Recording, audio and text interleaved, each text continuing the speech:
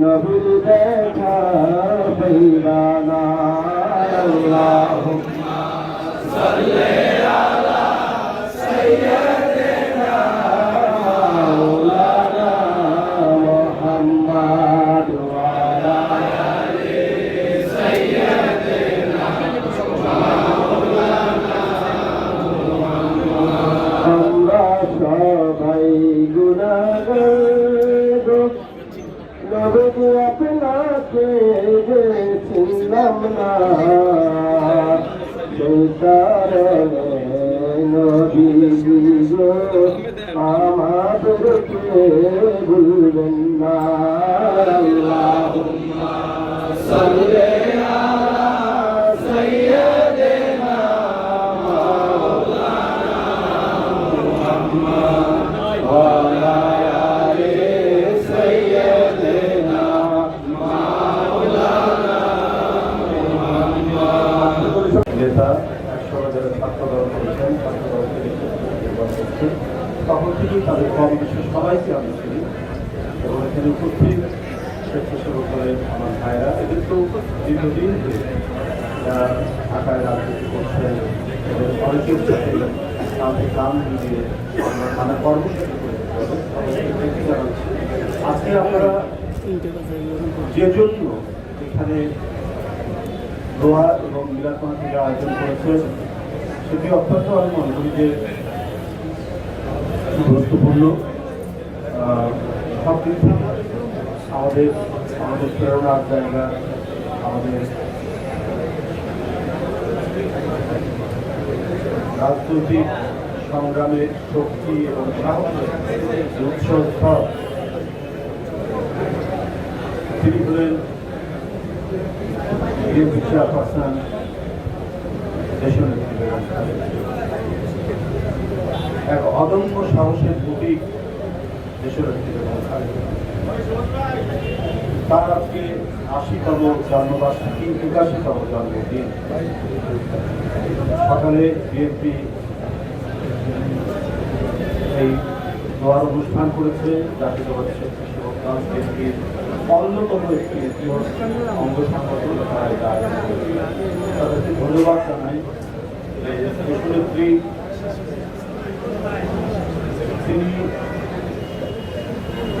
একটা মনে হয় যে প্রচন্ড খরতাপের মধ্যে যখন আমাদের খুব অতিষ্ঠ লাগে তখন মাথার উপর ছায়া দেওয়া কোনো বটবৃক্ষ যখন আমাদেরকে প্রশান্তি এনে দেয়, আমাদেরকে আবার নতুন করে পথ চলার তৈরি করে, শক্তি তৈরি করে।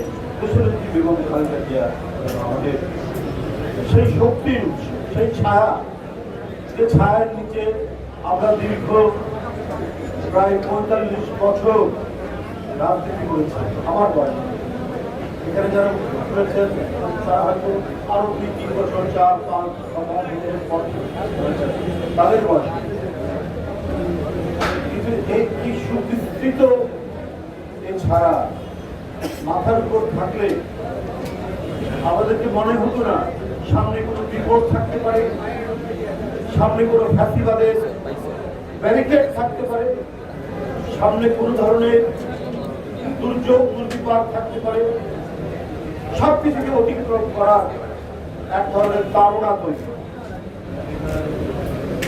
এক ধরনের শক্তি সঞ্চারিত হয় আমাদের। সেই নেত্রী কেন এই সাহসের জায়গা, কেন তিনি আমাদের আস্থার উৎসস্থল, তার তো অনেক কারণ আছে। একজন মানুষ ইতিহাসের অবিচ্ছেদ্য অধ্যায় কখন হয়, তার অনেক কর্মকাণ্ডের মধ্যে তার অনেক গুণাবলী। এমনি এমনি আমরা এখানে যারা বসে আছি আমি যদি শুধু নিজের মুখেই বলি আমি ইতিহাসের অধ্যায়, তাহলে কি মানুষ বিশ্বাস করবে? এটা কি সত্য হবে? হবে না। সেই মানুষই হন যিনি জাতির কাছে, তার দেশের মানুষের কাছে তখনই সমাদৃত হয়ে ওঠেন।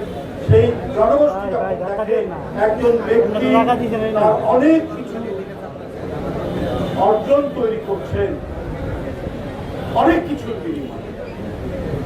উনি সাবেক রাষ্ট্রপতির স্ত্রী হিসেবে শান্তিতে থাকতে পারতেন, স্বস্তিতে থাকতে পারতেন, কিন্তু এই জনগোষ্ঠীর উপর বারবার যে আঘাত আসে, সেটা স্বাধীনতা সার্বভৌমত্বের দিক থেকে আসে, এটা গণতন্ত্রের দিক থেকে। গণতন্ত্রের জন্য চ্যাম্পিয়ন সেই দল, স্বাধীনতা সার্বভৌমত্ব রক্ষা অঙ্গীকারের জন্য চ্যাম্পিয়ন। এটা সবার মধ্যে এই বৈশিষ্ট্য বা নেতৃত্ব থাকে না, যেটি স্বাধীনতার মহান জিয়াউর রহমান যে রাজনীতি দিয়ে গেছে, যে অঙ্গীকারটুকু আমাদের শিখিয়ে গেছে, সেই পতাকা বহন করেছেন বেগম খালেদা। সেই পতাকা অত্যন্ত নিষ্ঠার সাথে তিনি বহন করেছেন। আর করতে গিয়ে এরশাদের 9 বছর আর শেখ হাসিনার মতো একটা ক্রূর, হিংসাত্রয়ী, রক্ত পিপাসু, নিষ্ঠুর এক নারীর শাসনের উপর গোটা দেশ রুদ্ধশ্বাস। তার মধ্যেও তার কণ্ঠ ছিল সোচ্চার, মানুষের পক্ষে, গণতন্ত্রের পক্ষে, স্বাধীনতার পক্ষে, সার্বভৌম। এটাই আমাদের প্রেরণার সবচেয়ে বড় জায়গা। এই কারণেই তিনি ইতিহাসের অবিচ্ছেদ্য অধ্যায়, এই কারণেই তিনি ইতিহাস নির্মাণ করেছেন। জেল জুলুম, ভয়ঙ্কর নির্যাতন হয়ে গেছে।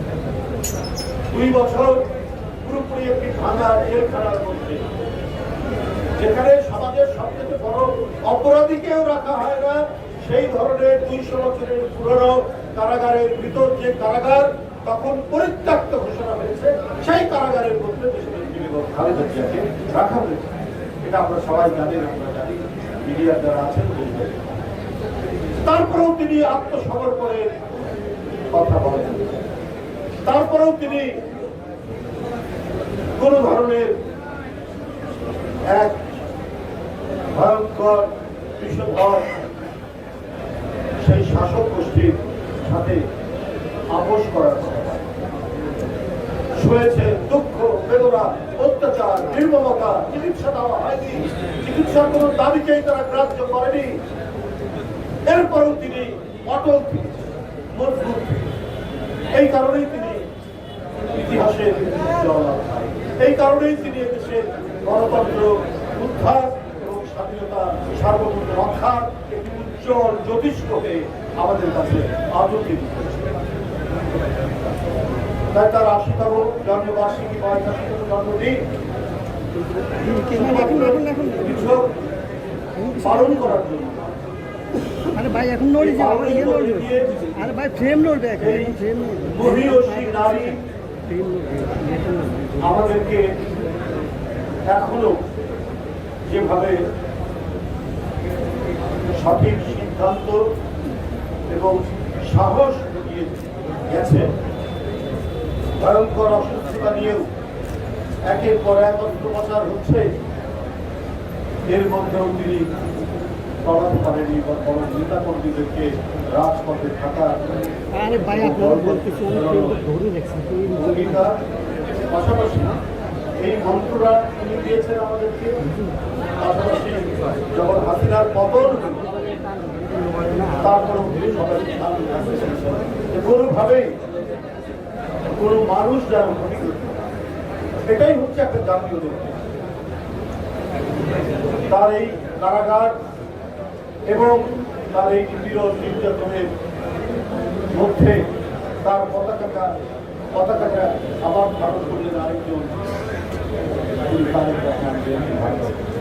ঠিক একইভাবে একই কায়দায় চারিদিকে বহু ষড়যন্ত্র চক্রান্তের মাধ্যমে দলটাকে ঐক্যবদ্ধ রেখে একটা নির্দিষ্ট লক্ষ্য পথে তিনি ওটা দলকে সুসংগঠিত করেছিলেন, ওটা জাতিকে সুসংগঠিত করেছিলেন বলেই জুলাই আগস্টের আন্দোলন এত শক্তি লাভ করেছিল এবং ছাত্র জনতার আন্দোলন বিজয়ের পথে থাকে। দেশনেত্রী বেগম খালেদা জিয়া তার যে দেখানো পথ, সেই পথ অবলম্বন করে তারেক রহমান এই জাতিকে নেতৃত্ব দিয়েছে বলেই আজকে সফল। আজকে আমি একটা কথা বলি, পর মঈনুদ্দিন ফখরুদ্দিনরা কিন্তু সব কিছুর মধ্যে সংস্কারের খুব গুরুত্ব। সংস্কার করতে হবে, এই করতে হবে। বিএনপির কনস্টিটিউশন ছুঁড়ে ফেলে দিয়েছিল এটিএম শামসুল, একেবারে মিডিয়ার সামনে। এমন ভাব যেন কোনো বিএনপি কোনো দলই নয়, বিএনপির কনস্টিটিউশন কোনো কনস্টিটিউশন মিডিয়ার সামনে করা কোনো নয়। এইভাবে তুচ্ছ তাচ্ছিল্য করা হয়েছে আর বলা হচ্ছে সব সংস্কার করতে হবে। কিন্তু সংস্কারের পরিণতি আমরা কি দেখলাম? দেখলাম একটি ভয়ঙ্কর দুঃশাসনের প্রতীক শেখ হাসিনা, এবং এমন এক আওয়ামী ফ্যাসিবাদ কায়েম করলো 16 বছর। সেখানে না বলা যেত কথা, না বলা যেত রাজনৈতিক কোন সমালোচনা, না করা যেত রাজনৈতিক কর্মসূচি, না করা যেত গণতন্ত্রের বিরোধী দলের স্বীকৃত যে অধিকারগুলো, সেই অধিকারগুলো। এই সংস্কারের পরিণতি আমরা সংস্কার করলেন তো আমাদের আরপিও সংশোধন থেকে অনেক কিছু করে। লাভ কি হলো? লাভ হলো কি? গোটা জাতি পেল শেখ হাসিনার মতো একটা রক্ত পিপাসু আওয়ামী ফ্যাসিবাদের প্রতীককে। আমার মনে হয় যে এখন যারা সবকিছু পরিশোধ করেছেন, সবকিছু করেছেন, বিএনপিও অনেক বিষয়ে একমত, আমরা কেউ দ্বিমত করছি না, কিন্তু সেটিকেই এমফেসিস দিয়ে জোরালো ভাবে ওইটা ছাড়া রাজনৈতিক জীবন বিপন্ন, এই ধরনের কথার সুর কারো কারো কাছ থেকে পাওয়া যায়। যারা এইটার উপর বেশি জোর দেন তাদেরকে আমি স্মরণ করিয়ে দিব মঈনুদ্দিন ফখরুদ্দিনের সেই সময়ের ঘটনা। তারাও সংস্কার বলে বেশি চিৎকার করেছে, তার পরিণতি আমরা দেখছি শেখ হাসিনার এক অসহ্য দুঃশাসন দেখেছি আমরা। নতুন করে আমরা জানতাম না কি করে মানুষকে, রাজনৈতিক নেতৃবৃন্দকে গুম করা হয়, কি করে তাদেরকে বিচার বহির্ভূত হত্যা করা হয়, এই জাতি জানতো না। হাসিনার বাপের আমলে কিছু ঘটনা, ছোট সেই সময় কিছু ঘটনার কথা বলেছি। আর এই সময় আমরা চাক্ষুষ দেখলাম আমাদের কাছ থেকে ইলিয়াস আলী নেই, সবুজ আলম নেই, সাইফুল ইসলাম হিরু নেই, ছাত্র নেতা জাকির নেই, সুমন নেই, কত হারিয়ে গেল। এইটা আমরা পেলাম সংস্কারের পরিণতি। তাই বারবার শুধু টেনে নিয়েছে যা প্রয়োজনীয়, যা জাতি, দেশ এবং গণতন্ত্রের মঙ্গলের জন্য যে সংস্কার, সেই সংস্কার তো বিএনপি কখনো বিরোধিতা করে, কিন্তু ঘুরে ফিরে এসে আবার ওই সংস্কার, আবার এই ছাড়া অর্থহীন এগুলো বললে পরে মানুষ সবসময় একটা আশঙ্কার মধ্যে। সময় তো অনেক, 1 বছর পার হয়ে গেল, সময় তো অনেক পেরের সামনেও তো কিছু বাস আছে, এর মধ্যে আর কিছু তো হবে না। তাহলে ওটাকেই টার্গেট করে, ওটাই বড়, গণতন্ত্রে ওটাই লক্ষ্য। আরে গণতন্ত্র ইটসেলফ এটা নিজেই তো সংস্কারের একটা প্রতিশ্রুতি। যেসব দেশে গণতন্ত্র শুরু হয়েছে আজ থেকে 300, 400, 500 বছর আগে, সেই গণতান্ত্রিক চর্চার মধ্যে তাদের পার্লামেন্টের মধ্যে বিভিন্ন আইন কানুন করে সংস্কার অব্যাহত রয়েছে। এসব দেশে গণতন্ত্র অত্যন্ত, আমরাও তাই করি। জনগণের নির্বাচিত প্রতিনিধিরা জনগণের যা দাবি দেওয়া, জনগণের যে চাওয়া, সেই চাওয়াকে ধারণ করে দরকার হলে সংবিধান সংশোধন যদি প্রয়োজন হয়, নতুন নতুন আইন প্রণয়ন করার দরকার হয়, সেটা করবে। কিন্তু আমরা বারবার নির্বাচনকে একেবারে আকাশের দূরের তারা রেখে চোখ দিয়ে দেখবো আর ওটা ধরা যাবে না, ছোঁয়া যাবে না, এইরকম একটি পরিস্থিতি তৈরি করলে গণতন্ত্রের জন্য মহা বিপদ অপেক্ষা করবে। যতটুকু আমার অভিজ্ঞতা সেটাই আমরা মঈনুদ্দিন ফখরুদ্দিনের সংস্কারের পরিণতিতে যে দানব ফ্যাসিবাদ পেলাম, এবার বারবার যদি ওই ওটার উপরেই জোর দিতে থাকি আর নির্বাচন যদি আমরা পেছনে থাকি, তাহলেও আমি আগেও বলেছি যে তার পরিণতি খুব ভালো হবে। একবার যদি এই 5ই আগস্টের যে সেন্টিমেন্ট, জনগণের শাসন জনগণকে ফিরিয়ে দেবে, শেখ হাসিনার শাসন নয়, ভোটাররা ভোট কেন্দ্রে যাবে, তারা তাদের পছন্দ মতো প্রার্থীকে ভোট দিবে, এটাই গণতন্ত্রের একটা অন্যতম শর্ত। তার সাথে ন্যায় বিচার, 16 বছর কেউ ন্যায় বিচার পায়নি। আইনের শাসনের কবলে চলেছে আওয়ামী শাসন, পুলিশের শাসন। যে কথা বলেছে তার বিরুদ্ধে মিথ্যা মামলা, তার বিরুদ্ধে নানা ধরনের ভয়ঙ্কর ভয়ঙ্কর মামলা, গাড়ি পোড়ানোর মামলা থেকে শুরু করে মানুষ নির্মূল মামলা দিয়ে পরবর্তীতে সমস্ত আমরা এবং পত্র পত্রিকায় দেখা গেছে যে প্রত্যেকটি নাশকতার সাথে আওয়ামী লীগ এবং রাষ্ট্র জড়িত ছিল। করার কিছু ছিল না, কারণ তাদের হাতেই হচ্ছে প্রশাসন, তাদের হাতেই আইন প্রয়োগ করার ক্ষমতা। সুতরাং তারা যা ইচ্ছা করে, আমরা সেই পরিস্থিতি যেন না ফিরে যাই। আদালতের স্বাধীনতা নিশ্চিত থাকবে, আদালত যাতে স্বাধীনভাবে কাজ করতে পারে এবং আইনের শাসন, যে অপরাধী তাকে প্রশাসন ধরে আইনের কাছে, আদালতের কাছে বাইরে দেবে, এটাই তো নিয়ম হওয়া। এবং সেই প্রকৃত গণতন্ত্রের দিকে আমাদের যাত্রা শুরু করতে হবে। কারণ আজকের এই জন্মদিন, যিনি গণতন্ত্রের প্রতীক, গণতন্ত্রের মা বলে আজকে সারা জাতি যাকে আখ্যায়িত করেছে, তার জন্মদিন দিনে জাতীয়তাবাদী স্বেচ্ছাসেবক দলের সকল নেতাকর্মী তারা সেই গণতান্ত্রিক অঙ্গীকারে উদ্বুদ্ধ। তারা যেমন খাল কাটতে পারে, তারা যেমন কচুরিপাড়া সাফ করতে পারে, তারা যেমন পচা এবং গন্ধযুক্ত নর্দমায় ব্লিচিং পাউডার ছিটাতে পারে, ঠিক একইভাবে রাস্তায় দাঁড়িয়ে যে কোনো অত্যাচারীর বিরুদ্ধে নিজের শার্টের বোতাম খুলে তারা বুলেট বরণ করতে পারে। সেই সবকিছুর প্রস্তুতি নিয়ে এগিয়ে যেতে হবে। আমি আজকের এই দিনে আমি আবারও দেশের নেত্রী বেগম খালেদা জিয়ার প্রতি গভীর শ্রদ্ধা জানিয়ে তার আশু সুস্থতা কামনা করছি এবং তার দীর্ঘায়ু কামনা করে আমি আমার বক্তব্য শেষ করছি।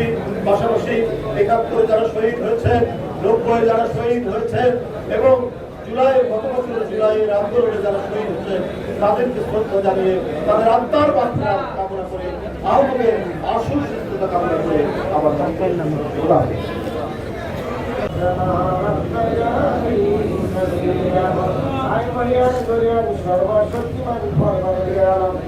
আল্লাহ পবিত্র জীবন নামাজ আদায় করিয়া তোমার স্বাধীনতার হাত উঠাইলাম। রব্বুল আলামিন মেহেরবানি করে আমাদের সকলের হাতগুলো কবুল মঞ্জুর করে দিন। আমাদের তামাম জিন্দেগির গুনাহগুলোকে মাফ করে দিন। আল্লাহর কাছ থেকে হাজার হাজার সালাত ও সালাম পেশ করে আজ পর্যন্ত পৃথিবীর মাটি বিষয়গত মুসলমান তারা শাহেদ আল্লাহ মেহেরবানি করে আজকে দোয়া ছিলা তাদের সকলের জিন্দেগির গুনাহগুলোকে মাফ করে দিন। তাদের কবরে জান্নাতের উচ্চমান দান করে দিন।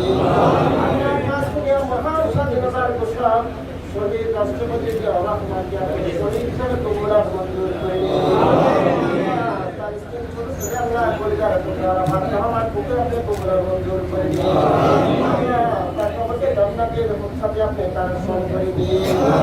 মেহেরবানি করে বিভিন্ন গণতান্ত্রিক আন্দোলন করতে গিয়ে সংঘাত করতে আমাদেরকে সমস্ত এলাকারা আল্লাহ শাহাদা করার করছে, শহীদ হয়েছেন, গুম হয়েছেন, আল্লাহ তাদের সবাইকে আপনি কবুল মঞ্জুর করে দিন। আল্লাহ ৭০ বছর আন্দোলন করতে গিয়ে স্বেচ্ছাসেবক দলের অনেক ভাইয়েরা শাহাদা বরণ করেছেন, রক্ত দিয়েছেন, আন্দোলনকে বাস্তবায়ন করেছেন। আল্লাহ আজকে থেকে তাদের জন্য ধন্যবাদ করছি। বাবু মেহেরবানি করে স্বেচ্ছাসেবক দলের প্রত্যেকটা নেতা কর্মীকে আপনি শহীদ করে কবুল মঞ্জুর করে দিন। খাস করে আল্লাহ গণতন্ত্রের অতন্ত্র প্রভাবিত দেশনেত্রী আল্লাহ বিএনপির চেয়ারপারসন দেশনেত্রী খালেদা জিয়া আমাদের মা ধনী সাবেক প্রধানমন্ত্রী আল্লাহ 81তম জন্মদিন উপলক্ষে তোমার শাহীদ হাত উঠাইলাম। মানুষ মেহেরবানি করে আছে তাকে দেখা দান করে দিন। আল্লাহ তাকে তীব্র হায়াত পরিবার দান করে দিন। আল্লাহ তাকে পরিপূর্ণ সুস্থ করে দিন। সমাজ এদেশের গণতন্ত্রের জন্য, এদেশের সার্বভৌমত্বের জন্য, তথা এদেশের ইসলামের জন্য আপনি তাকে কবুল আর মঞ্জুর করে দিন। আল্লাহ আমাদের দেশের মধ্যে খাস করে রহমত আল্লাহ নাযিল করে দিয়ে আল্লাহ নির্বাচন পর্যন্ত আমাদের সকল নেতা কর্মীকে ধৈর্য ধারণ করার ক্ষমতা দান করে দিয়ে আল্লাহ আমাদের সবাইকে ধৈর্য ধারণ করার ক্ষমতা দান করে দিয়ে রব্বুল আলামিন মেহেরবানি করে স্বেচ্ছাসেবকভাবে করা নেতৃত্ব দিচ্ছেন তাদেরকে তোমরা মঞ্জুর করে দিয়ে আজ থেকে আমাদের ভারপ্রাপ্ত চেয়ারম্যান জনাব তারেক রহমানকে হায়াতে দৈবা দান করে দিয়ে আল্লাহকে শিক্ষার্থী সকল সর্বোচ্চ চেষ্টা কাজটাকে আনাদান করুন আল্লাহ তাকে ন্যায় দান করে দিয়ে আল্লাহ তাদের দেশে এসেছেন দেশ সমাজ প্রাপ্তির জন্য দেশের গণতন্ত্রের জন্য দেশের সার্বভৌমত্বের জন্য এদেশের মানুষের জন্য তারা কাজ করতে পারে কিন্তু তাকে দান করে দিয়ে আল্লাহ সকল সূর্যতাকে কেটে তাকে হেফাজত করিয়া আল্লাহ আপনার দুর্যোগ হাতে তাকে সাহায্য করে দিলাম আজকে জুমার দিনে মাহমুদ মেহেরবানি করে আপনি তাকে আপনার রহমতের সাদরে দ্বারা আবৃত করে রাখে আমাদের সিনিয়র অ্যাডভোকেট রুহুল কুদ্দুস